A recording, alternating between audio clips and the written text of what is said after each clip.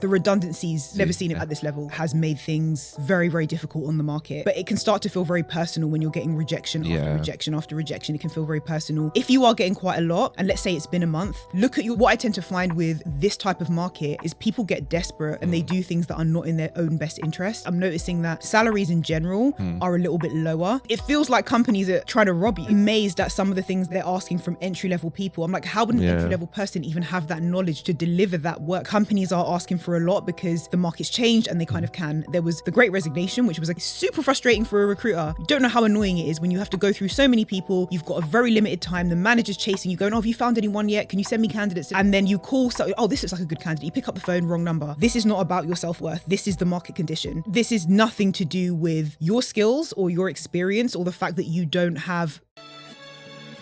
You're not defined by where you come from. Yeah. And I think that's a big message that I always want to tell people.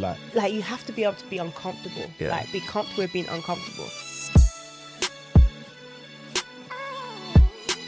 When you grow up in ends, you don't realise it when you're confident, but you have an audacity to do things that ordinarily most people wouldn't be willing to do.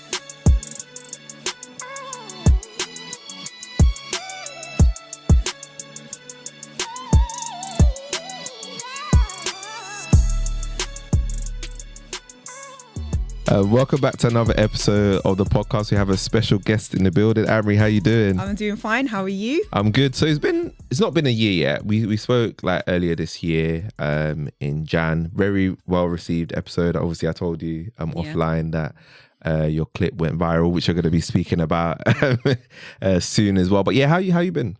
I've been good. I've been working. I've still been doing some interview advice, but I've changed a few bits and pieces. So I'm not doing like consultations anymore. I have a course.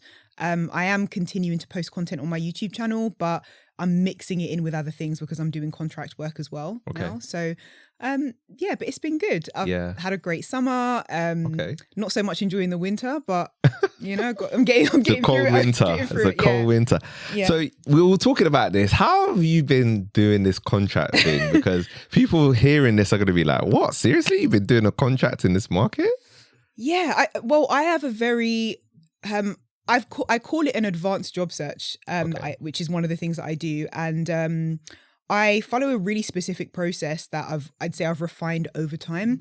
If in my mind, if I follow that process, then I always get the same results, and so far I do since I started working. So that's pretty much the short answer. I follow a specific process of job searching, and it's to do with really simple things like, if you're looking for a job and you are like, I really need to find something quickly, I'm desperate, there are certain things that you can do. And one of them is, I haven't met many people who will say, I'm looking for a job, but I'm not job searching every day.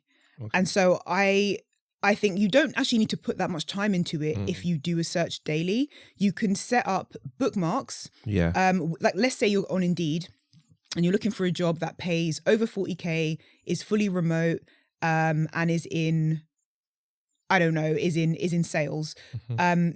You need to search all of the various job titles. So it might be sales executive, might be sales consultant, might be business development manager. Search for each of those with the location, with the salary level, set it up as a bookmark, and you can do that as many times as you want. And then each day, all you need to do is refresh it. Okay. So instead of it taking you hours to do, it might take you less than 20 minutes. Okay. And if you don't do that, you're missing out on jobs. So you're trying to do a job search for what's come up in the last week can take forever if you're looking at all the job sites and you're looking at all of the little niche places where you could find a job. So kind of doing, that's one of the many things, as well as tailoring your CV. Mm-hmm. So for example, I have management experience, but not every job I go to is interested in that. So for example, recently I've done a role where I was redesigning hiring processes, and they weren't particularly interested in that. So I actually briefly mentioned it, and the manager kind of dismissed it a little bit. It's like, oh yeah, well that won't be included in this role. And it reminded me to keep on track with, okay, right, talk about what it is they're interested in. So I know people would have heard the word tailoring your CV, but it just means keep your most relevant experience as as visible as possible on your CV, and then you can preset those up so that you can use the one that's relevant to go for the job you're looking for. Yeah. There's so many little things. I could be here for hours explaining it, but that's the short version. Is if I'm following that process, then I feel like I've always got the option to do contract.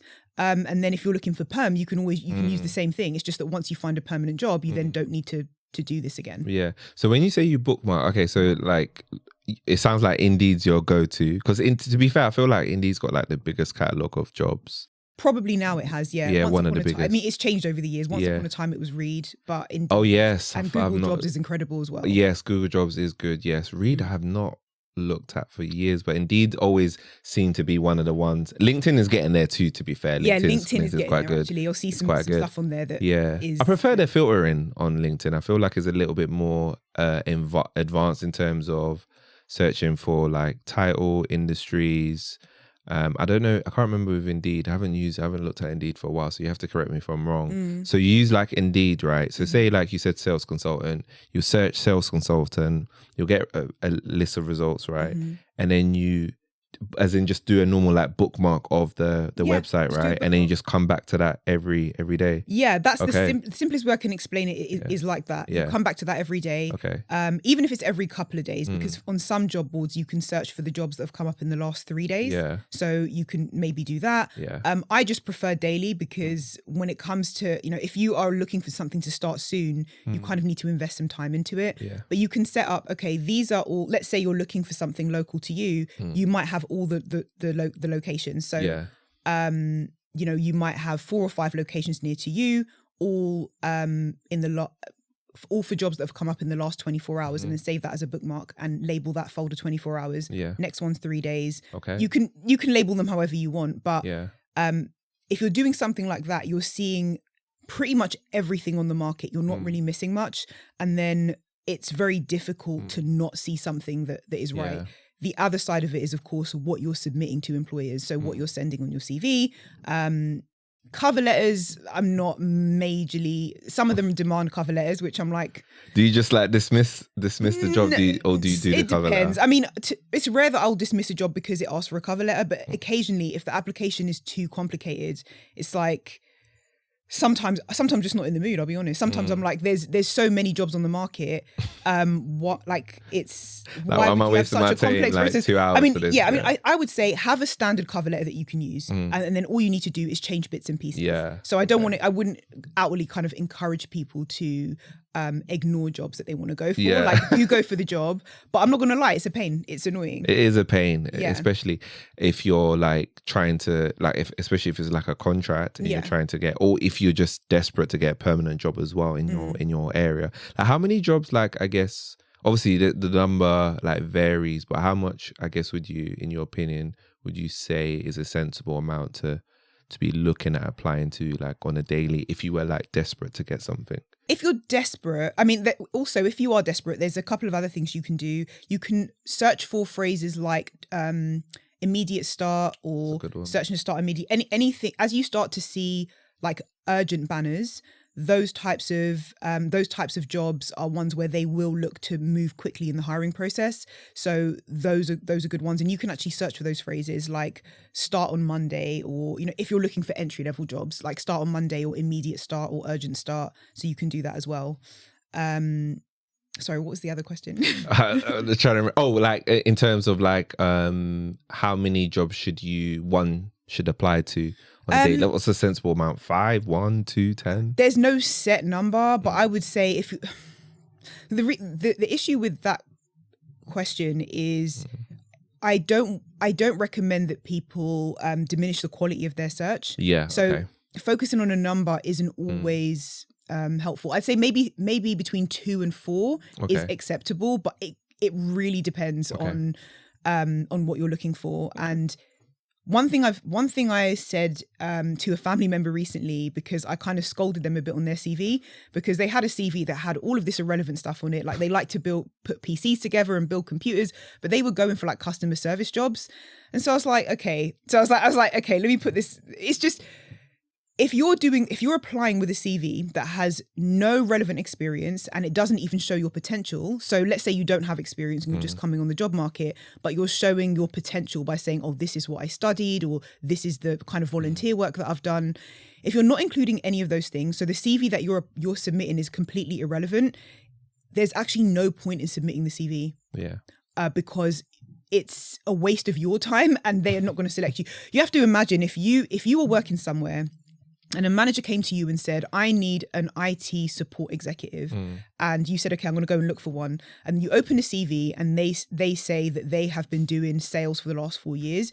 And then someone else says that they used to be an IT support executive, or they studied IT, or they do IT in their spare time, or they've just done an IT course. Who are you going to select? And that's it. So it can, what I tend to find with this type of market is people get desperate and they do things that are not in their own best interest. Yeah. So submitting CVs because you're like, I just need to feel like I'm doing something. You're doing yourself a disservice by doing that. So spend a bit of time on your CV before you submit. And we're going to talk about CVs in a bit as well. Cool. Yeah, definitely. Actually, you know what? Just to remind the people who haven't listened to that episode again, I would highly recommend it. People are still listening to it today. Packed full of a lot of value. I guess give a brief on who Amri is. Oh, right. Okay. So I am an interview coach. I am trying to summarize it now, but I have been interview coaching for years now. I started off informally, probably over 10 years, informally with friends and family. And then I started doing it professionally, doing consultations for people, started my YouTube channel, started a course, and I've been giving advice over the last 10 years. I've also been working. So I've been working in recruitment for a long time, and I have worked for some big brands. That's normally the thing that people, although working for big brands doesn't actually mean that you're good. It doesn't really mean anything, but doesn't mean you're good at your job. No, it doesn't. Big brands too. But I know that it adds credibility to some people. So Sky, Coca-Cola, a few other brands, British Airways, etc. Over the years, and been invited to interview at Google, been invited to interview at Amazon. So those are kind of some of my work credentials, if that helps. And I still do it today. So I still do it on my YouTube channel. I put out mainly interview questions and answers. I specialize in that field because it's where I find my advice is most effective. CVs are a bit complicated. I can help people with their CV, and I'm proud of the work that I've done with that and the results that I've helped people to get. Yeah. But with a CV, if someone comes to you with a CV, you don't know what's going to be on that piece of paper. It could be that, all they need is to move these duties around and make sure that rolls at the top and whatever. And sometimes it's almost like a blank sheet, or, they've used this graphic here. It's all in pink. Why is that here? They've talked about their baking skills. All of their key skills are missing. And so it could be 4 days worth of work or an hour. So CVs are just something I don't tend to, I don't tend to give advice on. I've done a couple of videos on that, but I don't tend to give much advice on that. I normally just stick to interviews. Yeah. Passing interviews. Fair enough. great brief on yourself. And like I said, that episode is packed full of so much value. But I also we spoke that was end of January, which I would say people are coming into the year, let's say lukewarm, not quite optimistic, not quite pessimistic. I think most people didn't know what was going on, what was going to happen this year. Obviously at that point, inflation was still quite high. And there was talks of maybe a recession.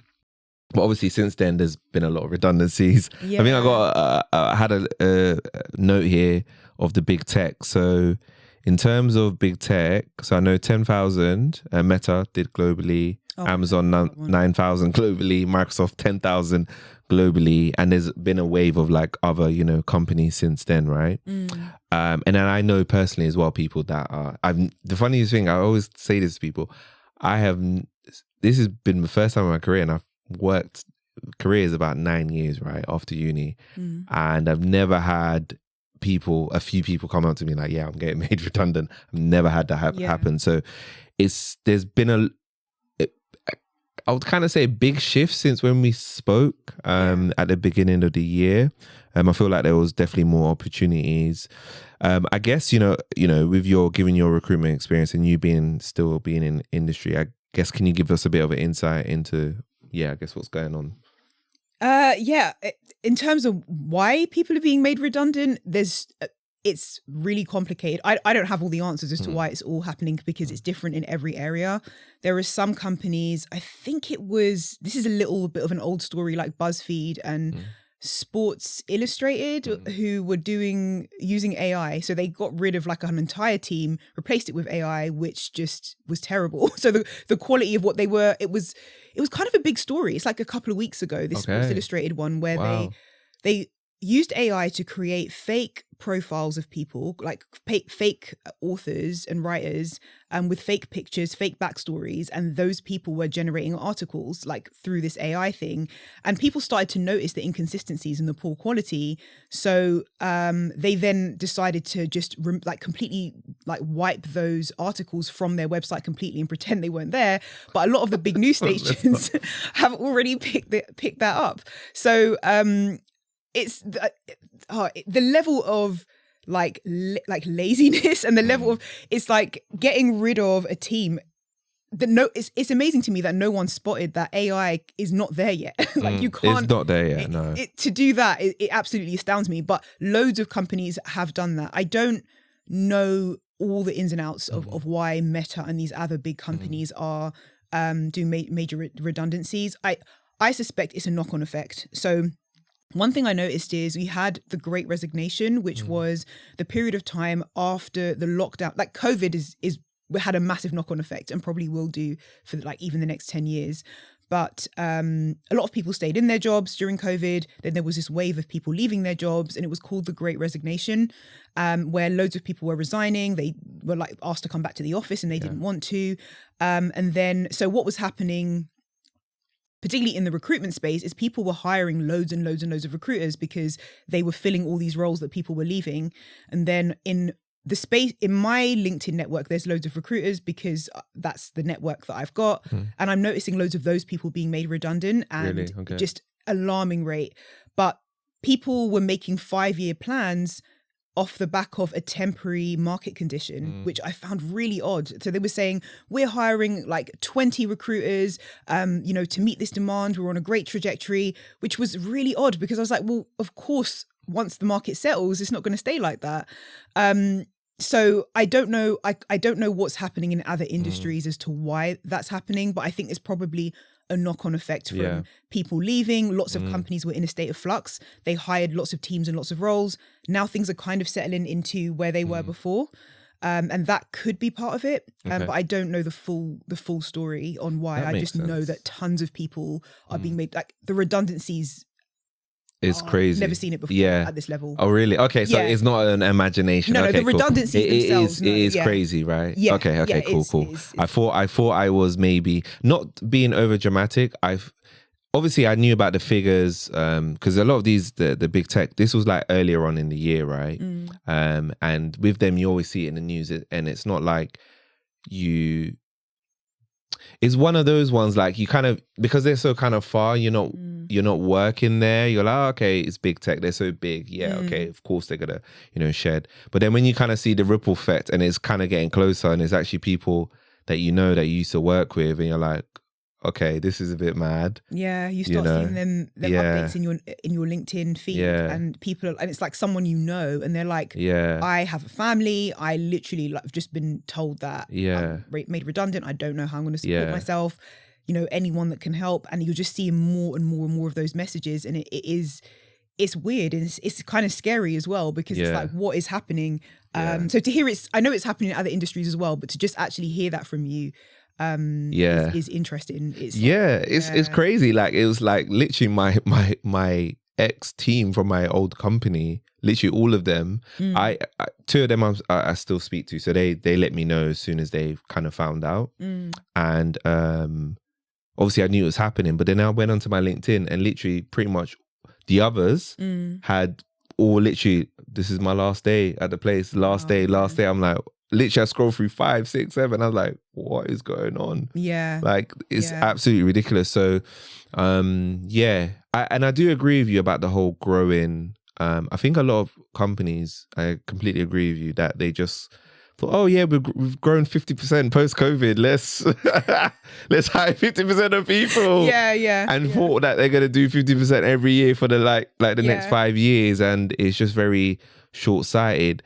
Why is it? Why does that happen with companies? I know it's not even a question. I'm just kind of like curious. Like, why do companies why are they not more strategic? I think this kind of thing. Sometimes I think that sometimes, no matter how big the company, they have to be reactive, because even though they know it's a temporary market condition, they still need to hire people. But some companies did it, I want to say quietly. So they hired lots of people on a contract basis, and then some of those people just weren't renewed, and that makes sense. But what confuses me is basing a long-term plan on the temporary condition and then announcing it and doing promotions and it's like, what? Why? Like, announcing people are getting cut.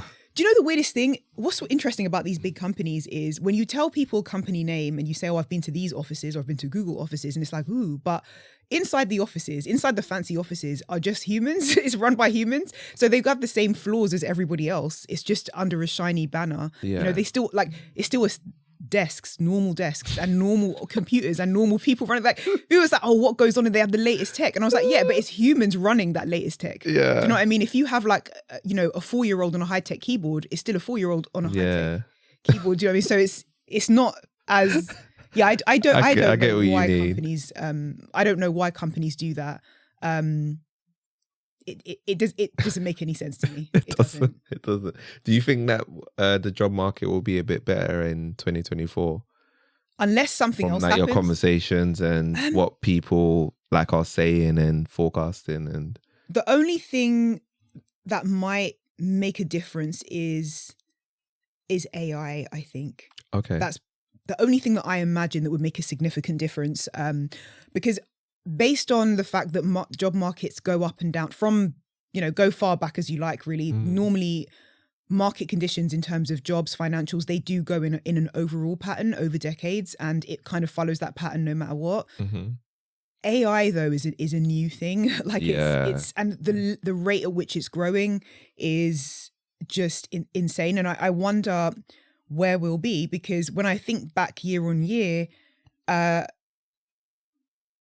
never even Chatgpt, even like as I'm using it, it's advancing at a rate that is shocking. Like it's just like week by week, month by month, it's just shocking. And so I don't know what's going to come out next year that would be a game changer. And everyone's trying to beat everyone else because nobody wants their competitor to have the more advanced tools. Like if you've seen, Google have come out with a new one. I can't remember what it's called. Not Bard. No, another not Bard. one. Compared to ChatGPT, I think the Bard experiment didn't quite go to plan. I need to check out what the other one is. Oh, I wish I could remember what it's called. Is it Google new AI tool? I will Google it now. Oh, it's gonna bug me now. It's called. I didn't hear about any of these. Is it Genesis or something? And you can talk to it, and it like you can say, "Hey, what's happening in this picture?" They've marketed it in a very impressive way, but I think that the functionalities of that tool are very similar to ChatGPT. So I haven't seen anything about it yet. Gemini? Oh, Gemini. Gemini Pro, new Gemini AI tools. Pro, the ad for it is impressive, and it shows you everything it can do. It's like 1 or 2 minutes. Highly recommend you check that out. It's impressive. I'm gonna check that out. That looks crazy. I don't like now that that ChatGPT can register images. It doesn't seem that different, and I just think. I know they've been asked to hold back on releasing something too advanced to the public. You know, that open letter that was like Elon Musk and all these big names. Yeah. So that's the only thing that might hold things back a little. But I actually don't know what direction that could go in but one thing I'll say about AI is because it's all based on human needs, human preferences, human biases and things like that. I don't know if it's going to go as far as we think it will, because what do you mean? So people still need stuff done in their companies, and they still want the best candidates, and they're going to base people like, oh, but how will I pass that test? And it's like, well, very similar to how you would have passed the test, because if you're a good quality candidate, the likelihood is that they will use you as their training data, or they will be basing it on somebody has to get the job, or a set of people will be hired into certain roles. So that part of things won't change. It's just that they want to try and attract the best. The issue with that, though, is going to become around biases. It's already been the case. So there was a company that was using HireVue, which is an AI tool to assess candidates, and they scrapped it. I think it was Microsoft? It was a big name. It was a big brand name. And they scrapped it because of biases. So it was, and I think some of them were race-based biases, which doesn't surprise me at all because... Yeah, because it's the data that's been fed into it. Yeah, exactly. Yeah, there's data that's been fed into it and it can have biases. Yeah. Exactly. So... Yeah, it's fascinating. Yeah. It's scary as well, though. It is scary because you want to have some level of control as a candidate. And I think the thing that's always frustrated me is I wish that colleges, universities taught this. So technology, you mean? Just technology, but also things like how to present yourself well, just in life. That's true. Some people just aren't aware of things and they're not taught, and it is frustrating because sometimes 1 or 2 tips can be a game changer with someone saying, I'm not even getting interviews, to I literally have 6 interviews next week, and that makes me feel really happy because it can. I've said it before, but it's life changing. Yeah. Knowing that you're now going to get 65k instead of 32, or knowing that you have a job instead of no job, you can do a whole different set of things in your life. Yeah. Yeah. So it's kind of I know I can get why schools and colleges don't teach this stuff, but it is because what's the theory? What's the leading theory? My theory is that because you can't have everyone coming out of let's if we look at the UK, you have, I think we talked about this before, but everyone went to Eton, everyone in government, they all went to Eton or Cambridge or any of those fancy, came out with a 2.1 or whatever, and if everyone goes through education training that is designed to set them up to be at the top tier, who will be at the bottom tier? So they want, in my personal opinion, they want people to run society. They need people to do the jobs that are not so desirable to the masses. There was I think someone posted something, I think it was to wasn't Rishi, I was like, who was prime minister before Rishi? Yeah. I was speaking about it, but after Boris Johnson, the woman. Yeah, do you know what? That's the the woman. I cannot remember her name. I was literally spoke. She was in there for 10 days or something. Liz Truss. That's it. Liz I wonder Truss, if I remember her name when it comes up. But basically before that, somebody was like, okay, we need to, the cost of living is high. We need more support. And may have been Boris, may have been Rishi saying we can't increase, we can't make things cheaper because then, if we do that, then if we give more support, we have to raise the price of things in the economy to match it, which is kind of, I saw a comment that made a great point, which is what he's basically saying is that in order for society to function, at least in the Western world, I can't speak for anywhere else, in order for a capitalist society to function as it does, you have to have some people struggling, some people 100%. Homeless, some people struggling with drug problems, which is horrendous. Which that's is sad, horrific. And it kind of blew my mind. Maybe we don't. Maybe no. I think there's probably another way, but I think there is. Just what do you think? I mean, because there's a gap, right? So there's really, again, not to say because I want to have wealth. So I'm not saying take the wealth away from me, but there are poor people and there are really extremely wealthy people. Now, I don't know how, and I'll say that there's probably enough. Those people that are wealthy have, I'm not saying they should just give it because that's not the point. You shouldn't just give because I think you should work for it. But I think there's enough money to go around, surely, right? Trillions of dollars in the world. There's definitely enough money. We can't say that. There's only, 6 billion people? Yeah. And there's trillion. I mean, the US economy, what's it worth? I think it's worth trillions. No, way worth more than trillions because Apple is worth 2 trillion. Microsoft is worth 2 trillion. So it's probably 50 to 100 trillion. That's just a US market. and we've got 6 billion people. So definitely there's enough money to go around. 1 trillion. Yeah. Is like these numbers are kind of thrown around a bit. These like billion, million. Yeah. Like, it's so much money. It's like so much money. I saw some like saying some quote that said that the top like 3 richest people in the world could solve the world's problems. I wouldn't be surprised. And I believe that. I 100% believe that. Yeah. I think that the wealth gap could be closed.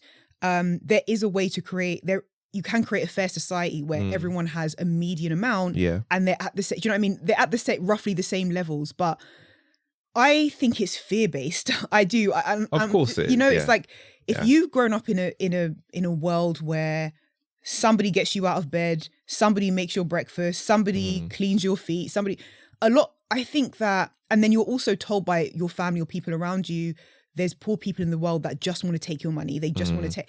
It's probably terrifying, the idea that you might lose that life. So I'm not basing this on anything but theory, but I just think if that happens, it's the fear that makes you think I need this much. Yeah, when that's actually true. You really don't. You like really so don't, many of those millionaires are miserable, seemingly miserable. Yeah. I see some of these, there was a period of time where you had this like grind set videos that was like, they were really popular. And there was a guy who he was on a few of these podcasts. He's like an old guy. And he may be over 70 or at least late 60s, very rich. I think to do with trading or stock market back in the day. And he gives advice, but he seems very angry all the time. And I'm like, you're not an advert for making millions. I'm so sorry. No matter what your advice is, you do not seem like you're fulfilled at all. Yeah. So whenever I see super rich, super successful people, or like Elon Musk or people like that who still seem to care about the public loving them, it's like, validation. Yeah, I'm not saying that we don't want validation, but some of these people do not seem satisfied. And so I'm like, really? But there is another saying that over a certain amount of money, let's say it's something like 10 million, beyond that, there's actually no, that's the limit for happiness or personal satisfaction or something. I don't know what the figure is, but as I grow older, I'm like, yeah, that sounds right to me. Like the money, would I want the money? Yes. Yes. I'm not saying 100%. No to 100 million. No. That is the thing. Nobody's going to say no. Let me. But in a way, if I did get that money now, I'd be glad that I live because I'm now 37. I'm going to be 40 soon. And I think I'm glad that I live most of my life experiencing normal life and having times where I'm like, oh my God, I need money, and oh my gosh, I need to work. And because I'll have that appreciation, and I won't be looking for things to fill that empty hole of emotion. I completely agree. I think it's important. I think it's very, very, very important to just be able to like money is definitely not the be end and end all. And I think for a lot of those really, really wealthy people, I don't know if the goal anymore for them is to make more money. For some of them, I think it is. I think some of them don't even know how to stop it, like making more money. They just like, their mission is so big. So with Elon, it's he wants to do space. He does his electric cars. He's very intelligent, and that's what gets him a lot of money. He's very, very, very, very, very crazy. So we were talking about this video that went viral of you saying the best time to apply for jobs is in December. Yeah.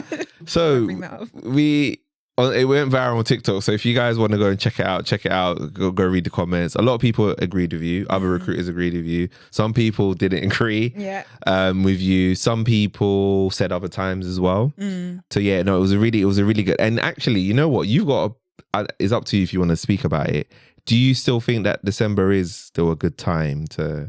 Yeah, I do. 100%. I do still think that. Yeah, it is. I mean, it's not that there aren't other times of the year. So popular months for changing your job or getting a job is between January and April, I'd say. They're good months. But I think that people miss a trick with December, because the amount of people I've spoken to over the years that are like, I'm going to wind down now because the end of November, I'm going to wind down. I'm going to pick it up in January with everyone else. And I'm like, why would you do that? And so I learned like a long time ago that December, like companies that are looking in December are sometimes starved of those candidates that they need. And so don't slow down your job search in December. That's my advice, is do not slow down, keep going in December. And you'll often find that the hiring process move a bit quicker than they would, because for one thing, there's less candidates. And if they're still going in December, they likely urgently need to fill that role before the new year, or at least have the interview process underway and be at final stages by new year.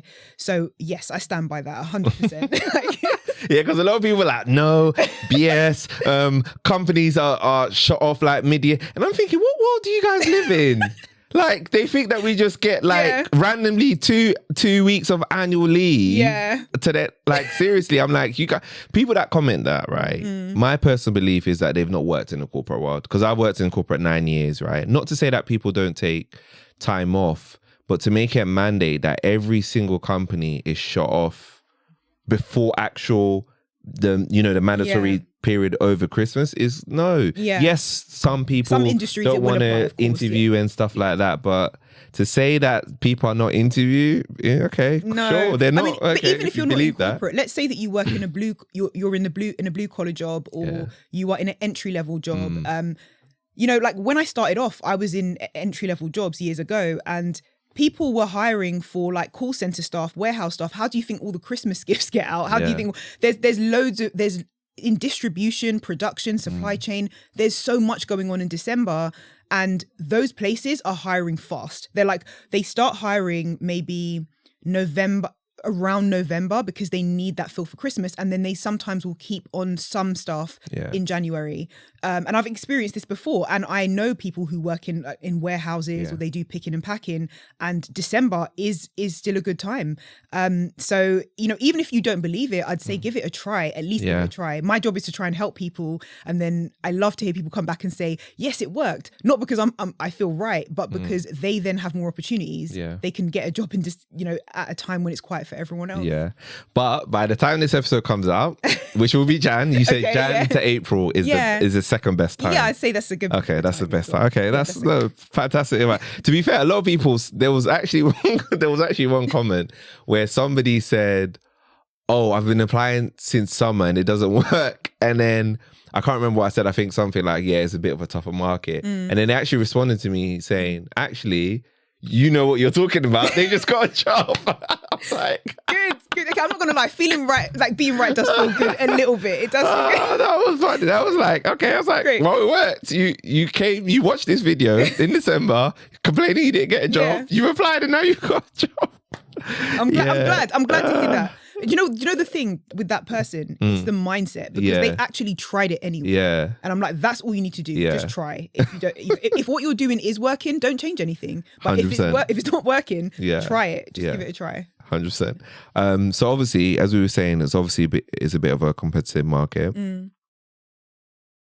So do you feel like, in terms of the job market, it's a bit more competitive this year than it was last year and in previous years? In terms of, I mean, you've personally yourself, and in the industry as well. Yeah, and from your colleagues. It is. So I know we kind of touched on this before briefly, but this wave of redundancies, I'm sure it's probably affecting loads of people. It's having a ripple effect, and I'm at least seeing it on my LinkedIn, which is just people saying I've been made redundant, or like you say, it's my last day, or there's just this massive wave of redundancies as a result of a lot of things. I assume like the economy, things are very expensive at the moment. Yeah. Companies are cutting down costs. There's still a ripple effect from the end of COVID. So there's still companies that were expanding because of the Great Resignation, that period of time where people were resigning after COVID because they'd stayed in the job during that time for security. Then companies were like, oh, we're taking on loads of new people, we're hiring. And then some of those people are being let go. So there's that as well. So I think, it's difficult at the moment. This wave of redundancies has made things very, very difficult on the market. Yeah.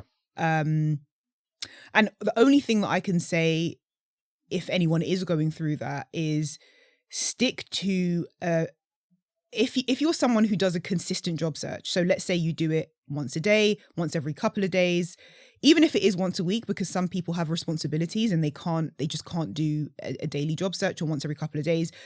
Please just keep going. So like that person who said they've been applying since summer, they obviously kept at it for 6 months. And I advise you to keep doing the same thing. So keep applying, keep going for it. You will find something. It's just a temporary market condition, but it can start to feel very personal when you're getting rejection after rejection after rejection. It can feel very personal. If you are getting quite a lot, and let's say it's been a month, look at your CV again.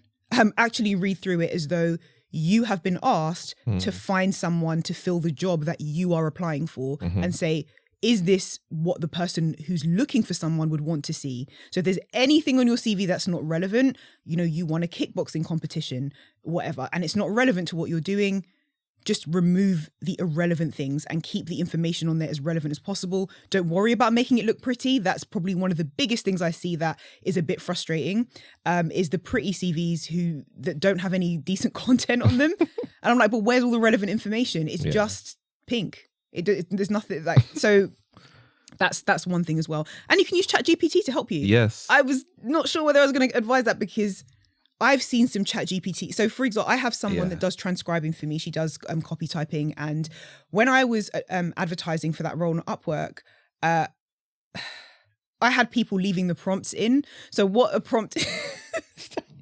what the prompts are, just in case people don't know, is when you use ChatGPT, you need to request that it does something, and it will say, sure. So let's say you said, suggest 5 places local to me that do Chinese food, and it will say, sure, here are the top 5 places to do Chinese food. So they left that prompt in saying, sure, here is a good response to a job advert asking for X and X and X. And it was like... That's so crazy. And even if that prompt wasn't in there, it would have been so obvious because ChatGPT as an AI tool is not there yet where you can just let it generate information and use it as it is.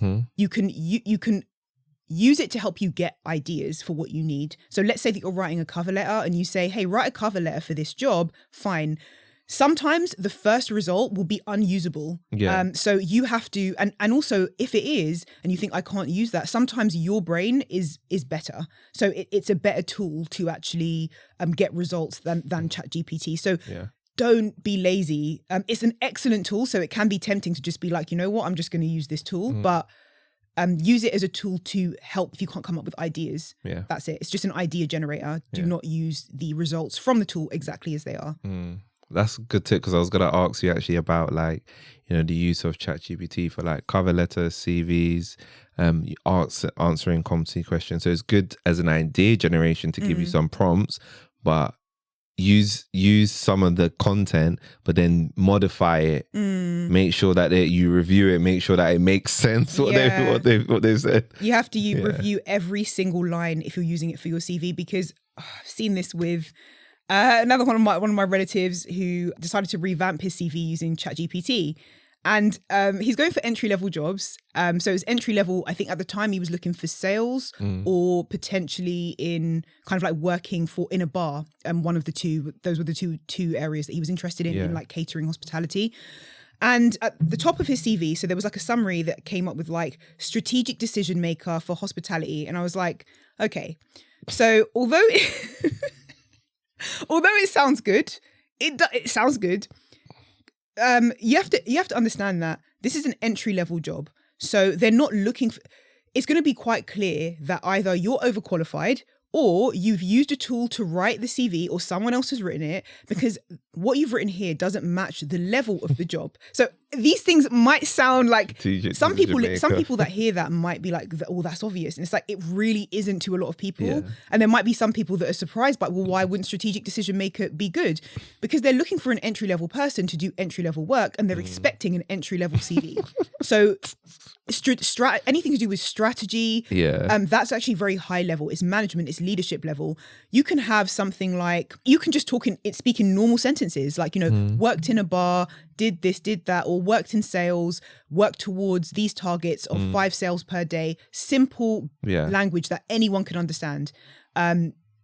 That's the thing, is if you're going to use ChatGPT to do a CV or to overhaul your CV, you really need to reread every single line.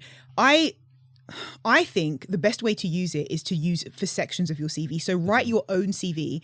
And then if you're thinking, I can't remember what other duties I did, you might go to Chatgpt and say, can you list 10 typical duties for a customer service executive? And then it will come up with them, and then it will jog your memory like, oh yeah, I did do that. I did deal with customer complaints. I did work to targets on that campaign. Yeah. As opposed to writing the whole thing, because very few people actually read every single line, and the amount of work you need to do to rewrite every line makes it not worth it. So just write your own CV and use ChatGPT for sections. Yeah. That's my advice. I agree. I feel like in this time where everybody's using it as a shortcut, it's almost a superpower to be able to do it using your own brain, because I feel like it's an opportunity for you to stand out a bit more. Because if you're not careful, everybody's CVs are going to look the same. It's almost like a clone, right? And then you'll stand out like, actually, this is clearly somebody who put a bit of time and effort into it. Yeah. Right. So I think people have got to be very careful. I think so easy to just be like, you know what, I'm going to take a shortcut. But I like what you said in terms of, okay, what additional responsibilities did I have? Okay, I've seen that. Let me just reword it a little bit. Or if there's a little part in the section of the summary that there's this line and I want to rewrite it. Let me rewrite it in some way. It's not about revamping your whole CV on something that's been manufactured by a computer, because that computer doesn't know who you are, right? It can't actually describe. And there's ways there's ways that you can plug in your information. So you can create a profile of yourself, plug it in, and then, I mean, if you've ever done a ChatGPT tutorial, like there are some people out there who know the advanced ways to use these tools, and they're incredible. So you can build a profile for yourself and then say, okay, based on that, like your name is Amri Celeste. You're an interview coach. You have this many subscribers. This is what they most care about in order of most to least. After, if you've surveyed your audience, this is what they like. This is my most popular video. Plug in everything, even your age, even their ages and where they're based, and then say, now I want to write a marketing email to my subscriber base, but I want it to be friendly, like start with a joke. You can do all of that. You really need to practice working with the tool though. So if you are somebody who just wants to use it as a one-off query, you only use it for sections of whatever you're doing. That's my advice. Okay. Unless you're really dedicated to learning how to use these AI tools, then don't use it as a template to copy and paste. Okay. Because tools existed before ChatGPT did these things. So I think my exposure to it was Jarvis AI. I think they changed it to Jasper AI, because Jarvis AI is in a Marvel movie, right? I'm sure it is. So yeah. So Jarvis, I don't know if it was to do with that, whether there was a legal issue with them using that. But I think they changed it to Jasper AI, but that was a tool that did many of the same things as ChatGPT, but it was more geared towards writers. So these tools existed already. So you do need to kind of know how to get the best out of it. Yeah. I completely agree. So we talked about AI, taking over people's jobs potentially. I saw something about BT a few months ago. They're cutting a lot of jobs due to AI as well. Wow. But I guess in terms of being a recruiter, in your experience, are there jobs that you've seen that companies are no longer recruiting for since AI has come out that you've seen? No, I haven't seen that there are jobs that they're not recruiting for anymore. No, I think that mainly because AI isn't there yet. Okay. Any company that has taken the plunge, I think it was Buzzfeed was one of the first companies to do it, where they got rid of a bunch, like, was it all their writing staff or like a significant amount? It was. I remember there was a news story. It was there was like Phil DeFranco covered it, I think, on one of his news things. It was like maybe a year ago. And of course it ended in disaster because AI isn't there yet. So it was, I'm still amazed by this. And even the fact that they did that shows that AI isn't there yet, because you've got humans in the companies making decisions like that. And it's like, that goes to show you that we're not there yet to even use a tool in that way. And then I think Sports Illustrated, I'm talking about before, where there was this story, this is recent, like in the last few weeks, where they created these, fake writers and fake profiles and fake stories and fake articles, and then people started to notice that the articles were odd. And Microsoft, just remembered. So this was recent as well, like in the last couple of months. Okay. Microsoft were using AI for like their homepage. So if you use certain internet providers, you open it and it comes up with a news story, and because it was generated by AI, it ran a poll asking people to vote on how they think someone died. Like, how was this person killed? Were they murdered? And it was something that would be insensitive because it was like an awful case. I don't know who died. I don't know who it was, Wow. a child, an adult, but AI isn't thinking like that. AI isn't a human. Yeah. So then they got loads of complaints and then they removed it. But I was like, really, Microsoft? Wow. So editors are losing it. It is crazy. Now that you said that, there was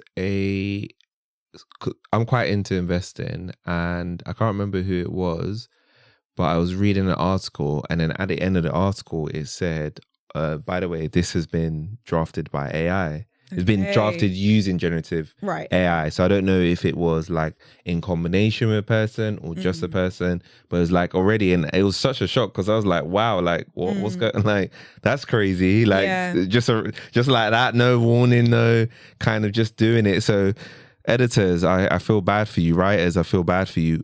Yeah. Bad, yes and no, because I feel like, again, as a superpower, I don't think that the human brain, in my personal opinion, can ever really be beaten by anything. That's interesting. No, I don't think it can. I don't think it can. Well, we're the ones who created it. When you say beaten, what do you mean? But beaten in terms of creativity, right? Okay. Because that's what it is, right? They're saying that.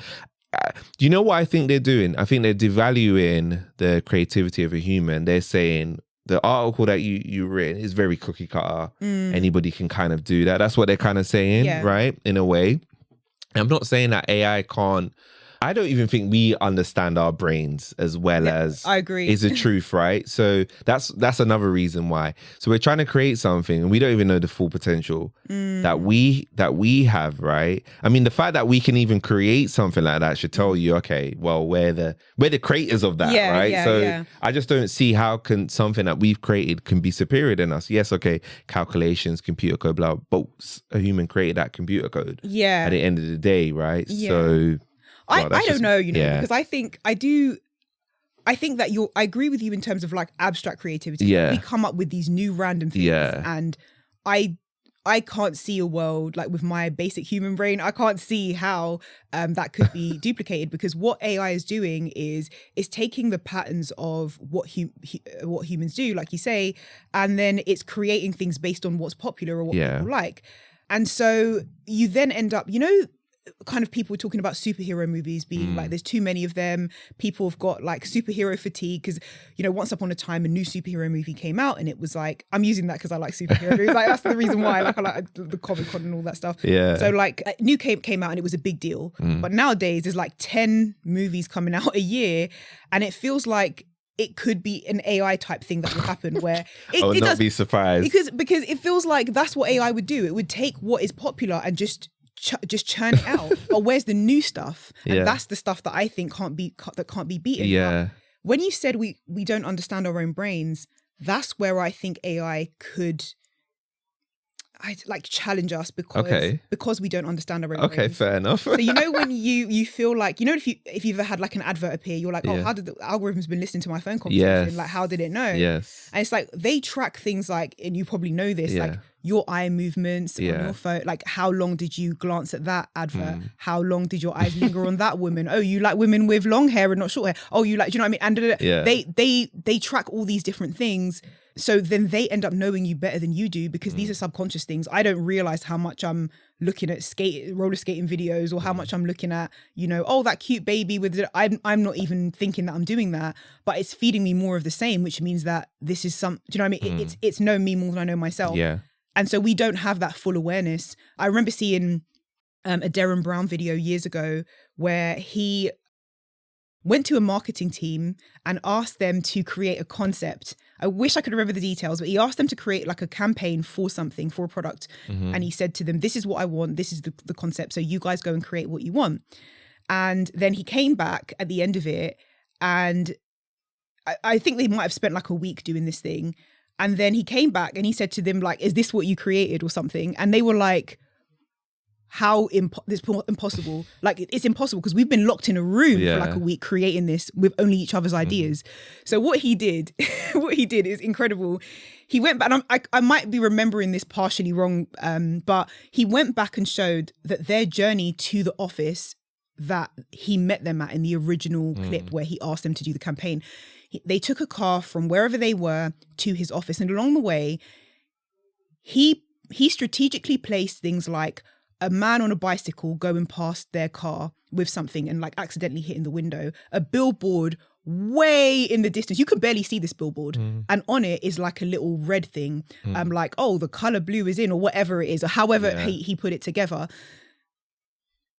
And they were amazed that kind of subliminal messaging was so powerful when they thought it was their ideas and that they were super creative.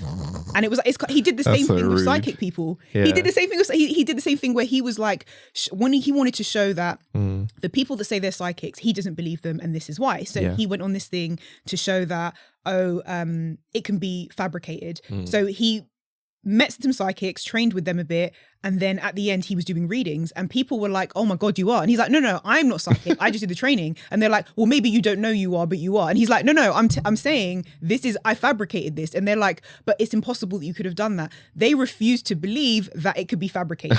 And it's like, again, we don't know our own minds, and there are some things that we're just not aware of, and that we can be kind of influenced and programmed to like certain things. Like, why do I like chicken? Why do I like that? Was that a good example? I don't know, but why do I like what I like? And so I think that is where AI could get us, because when you think that you're in full control, you're kind of easier to manipulate. You know, like the people who think that they'll never fall for a scam. Yeah, they're like, oh, but I would have noticed that anyway. And it's like, but then they're out here saying they won the lottery even though they've never played it. I'm like, no, it's it's very true. They are definitely the most. Yeah, I've read a lot of books, and they're a bit more susceptible to those kind of situations. Yeah, the people that are scared because they know they can be scared. Yeah. Those are the people that, you know, they're a little bit more cautious. They don't necessarily trust everything that they see and hear straight away. They know their brains can be fooled. Yeah. So yeah. AI is a scary proposition for sure. So I wanted to ask you as well, because I feel like I've been seeing this a lot, and again, you can correct me if I'm wrong. I feel like a lot of the roles on the market nowadays are demanding more experience than they usually would. Is that what you're seeing? And again, I know I'm generalizing here, right? I'm speaking from a perspective of being in the tech industry. Okay. So when I say more experience, not like it's 5 years and 10 years. I'm talking about if somebody's got 5 years and they apply for 5 years, it's likely that they're not getting a call back because they're probably competing with somebody that's lost their job and they've got 10 years, right? Okay. So I feel like I'm seeing a lot of that. I mean, are you seeing that? Have you heard of that? Or not specifically, because of, I guess, what I do, I sometimes look across different industries or different markets. So not necessarily specifically more experience, I don't think, but that makes a lot of sense because, like you say, there's more people on the market, more experienced people are going to be going for jobs, and therefore employers are like, oh, well, yeah, they then put their requirements up. Same with salaries. I'm noticing that salaries in general are a little bit lower. Yeah, okay, I was going to ask you the next question. Yeah, okay, thank God. Okay, so it's not bad. Okay, that is good, mad. Good, yeah. Companies, it feels like companies are trying to rob you. It really does. Okay. It really, when I'm looking at salaries and I'm just speaking to people I know, it's all mad. Right. I wasn't going crazy because that was literally my next question. So that is the case, because I was going to ask you,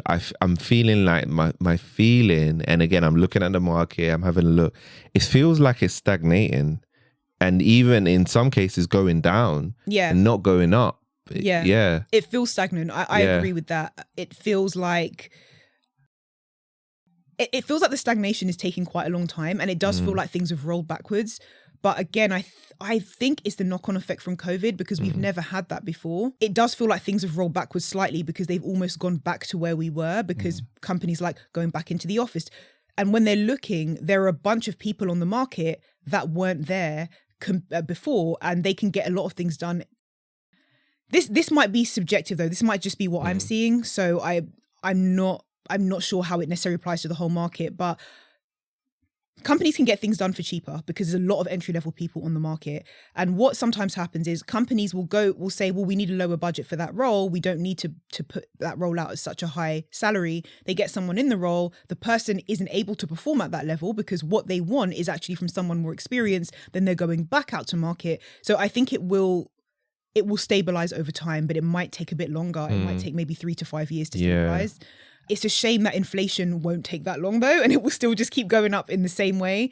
Like people on the housing market, I don't know like one of my friends recently bought a flat. My other friend bought a house, and I was like, that's amazing that they just didn't want to wait anymore, because they were like, when are the market conditions going to change? I'm just going to do it now.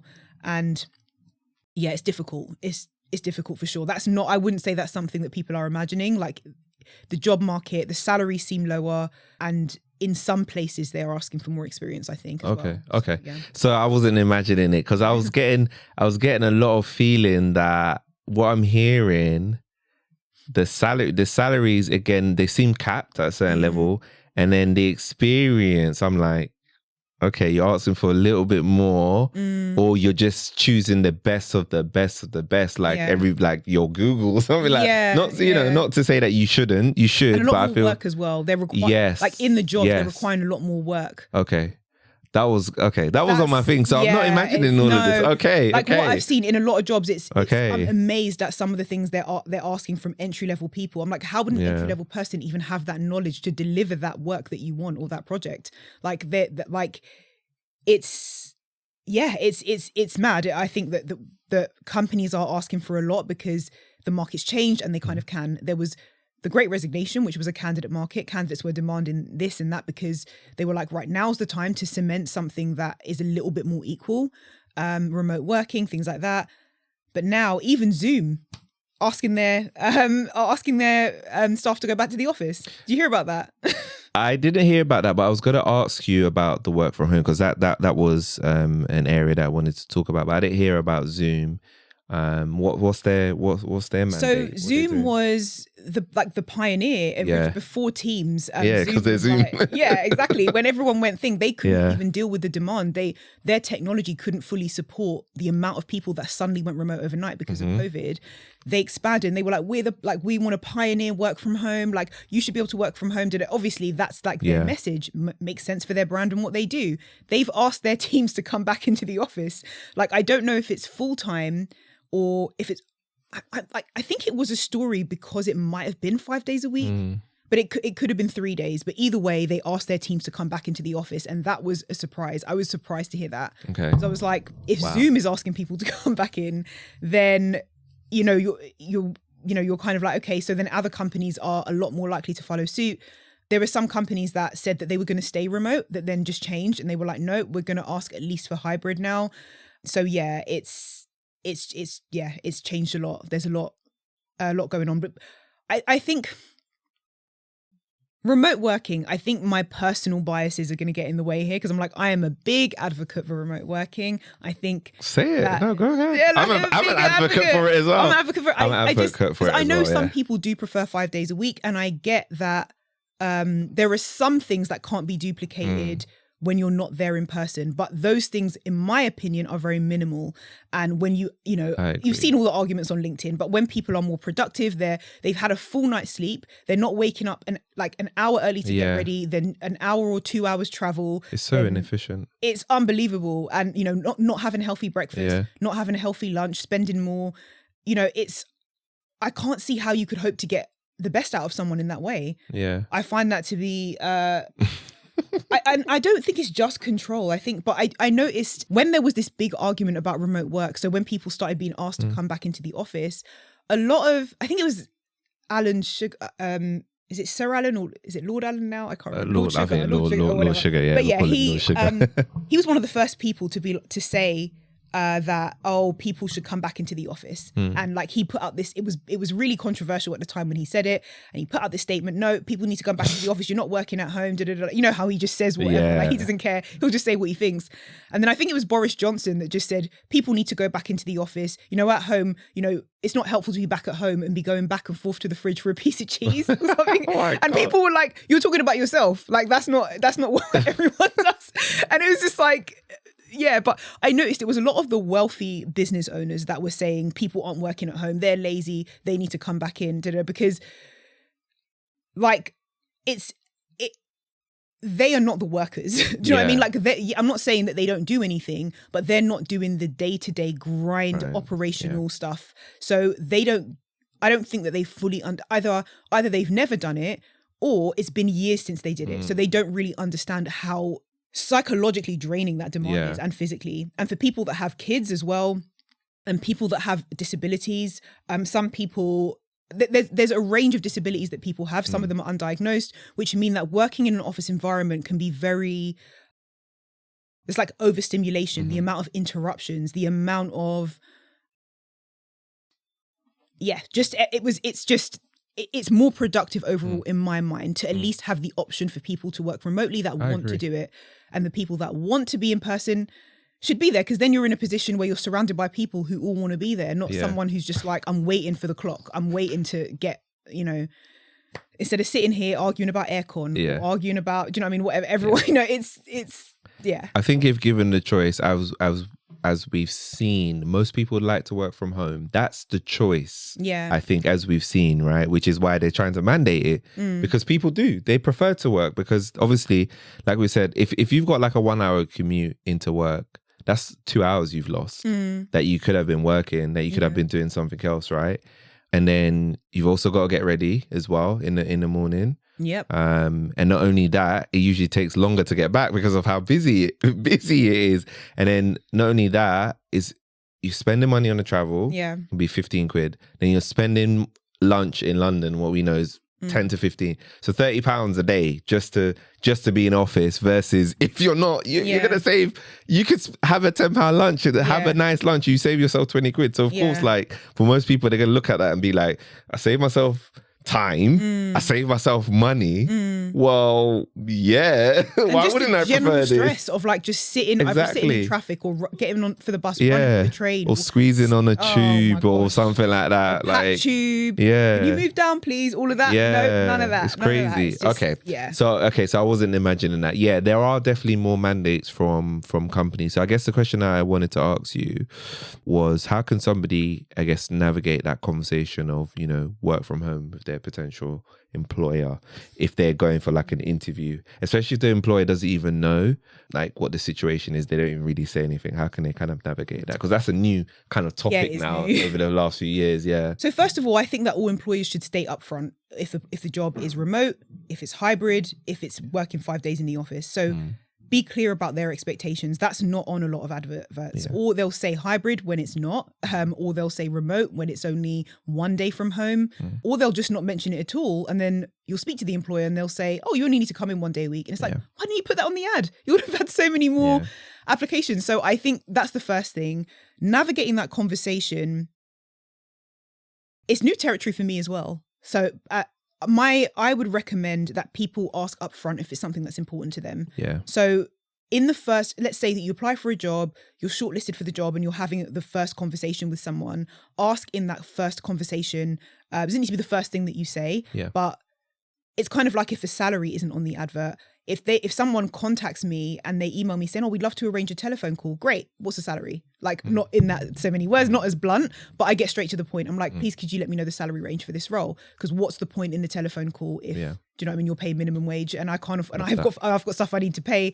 What is the point? So with remote working, I don't know if emailing the employer up front before speaking to them would go against the candidate. A lot of the things I advise on are things that I've seen patterns over years, so I'm confident in the advice that I give.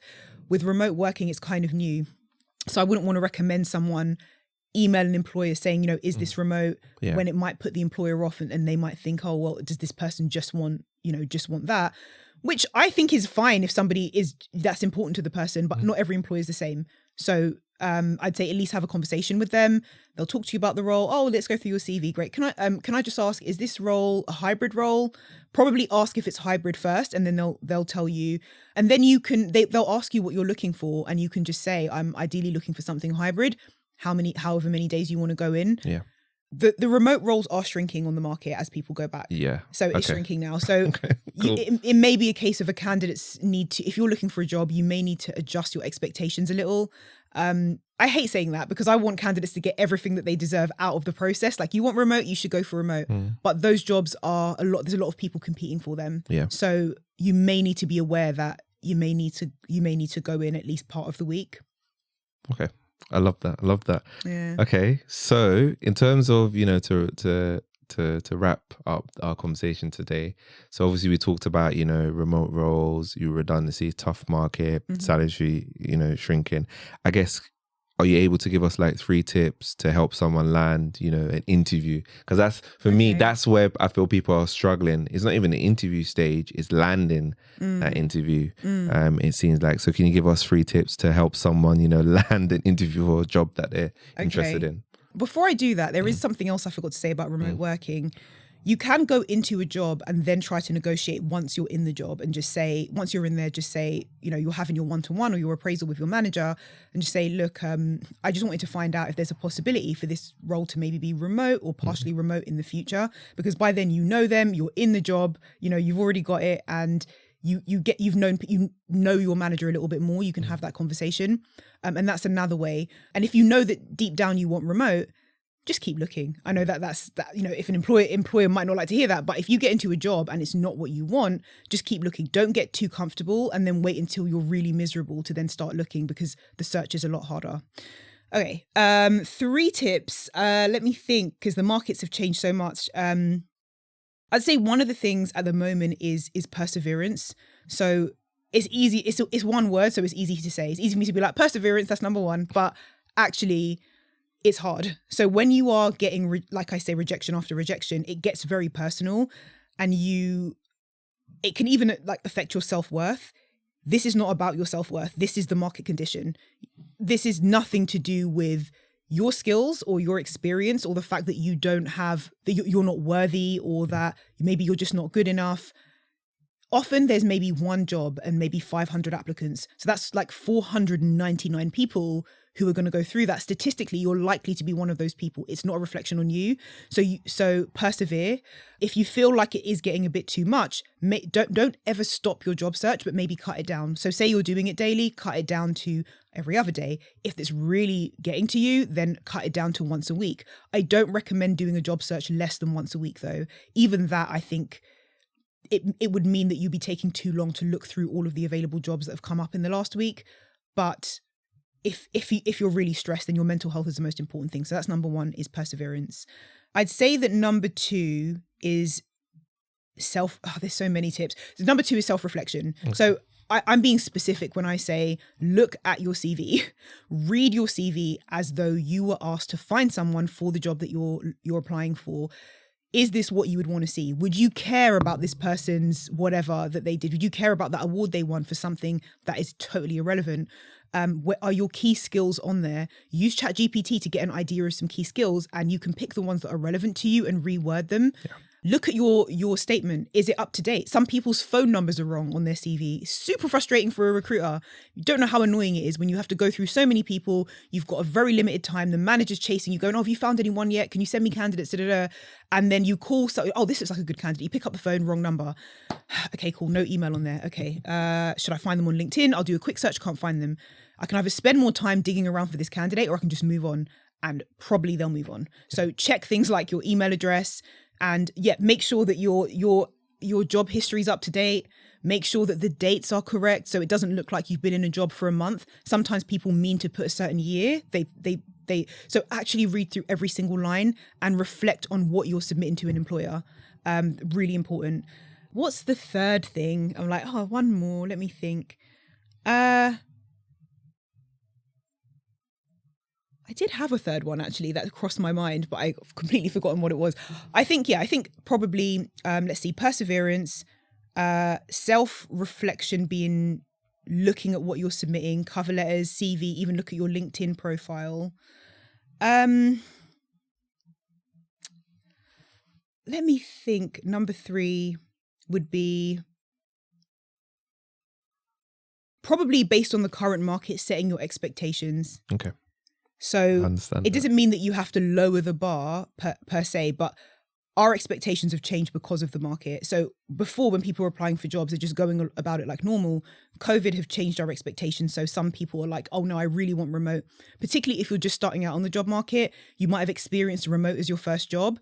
There aren't as many of those roles around. So if you're in a position where you need a job, for however many years before, remote was a thing, everybody went in 5 days a week. That's what they did. And you may need to do that for a short time, but just keep looking in your spare time for what it is that you want. But just make sure that your expectations are matching what you're looking for. Yeah. Amazing. Yeah, thank Amazing you. tips. Thank you. Where can people find you if they obviously want to follow your content, reach out to you and things like that? Amri Celeste Yeah. on YouTube. That's probably the easiest way. Same on Instagram. Yeah. Same on TikTok, even though I don't really post on TikTok as much anymore, but probably YouTube is where all my content is. So you can find me on there. Amazing. Thank you so much, Amri. We've got so much value and I enjoyed this conversation, and it was good to catch up with you because I feel like it's so crazy. Like it's not even been a year and it's funny that I'm having this conversation with the questions and we've seen the same things happening. So it's not in my mind. If we've seen the same things, people are applying to jobs are probably seeing the same thing. Yeah. That's why I wanted to have this conversation with you. And when I posted that on TikTok, right, the about the best jobs, I started to see like a lot of people saying, I'm struggling. I've been looking since, and I'm in a job. So not that I can't, sometimes you don't realize there's actual situation kind of thing that's actually going on the ground. And then when other people are telling you, look, like I've been applying for months and I'm struggling, like, okay, a lot of people are saying this. Okay, we need to have a conversation and see what's going on. So, and one other thing as well is, I mean, if someone's watching this, then they are probably the type of person that cares about leveling up, which is a good thing. Keep looking at content. This is not just me to plug my own content. Like that's the tip number 4 is look at my content. But there's other people out there as well, because people will be looking for specialist advice on job searching, like advanced job searching, and their CVs, as well as interview advice. So there's loads of coaches on YouTube. It's just, I feel like people don't fully understand how valuable this information is because it just wasn't there when I started in like, say 2002 when I was a nursery nurse or whatever, when I started my first job. That stuff wasn't there. The internet wasn't what it is today. So this information is like gold, but because it's always been there and we're so used to it now, people don't always utilize it, but do utilize it. Because I think in the future, content of value is going to be all behind a paywall. And it's some of it's going that way, but I think a lot of stuff like that is going to be behind a paywall. So there's a lot of free stuff out there. Keep doing your digging and you will be well informed, and you're already ahead of a bunch of other candidates because so many don't do this. So many don't do that. So yeah. Have you got any final words, I guess, for watchers, listeners? Gosh, I don't nothing that I haven't already said really, apart from just keep going. It's a tough market for everyone. So it's not personal. Just keep going. If you're looking and you've got a process and you're being consistent, then you're doing incredibly well. So just keep going. That's it. That's my advice. Love it. Thank you so much for taking the time. You came from a long way, so I really appreciate you for obviously, coming down for the second time and dropping so many gems, so many. It's crazy the amount of value that I think people, and I think it showed in the first episode, a lot of people got a lot of value from that. And I think they're going to get a lot of value from this. So make sure guys to check out Amri's page. Obviously, if you want any tips or if you want to reach out to her, please feel free. Also appreciate you watching this episode. I think by the time you watch this, it's going to be January. So, Happy New Year. Let's go and get it this year, right? So it'll be 2024 by the time you listen to this. So let's go and get it. And we'll see you in the next episode.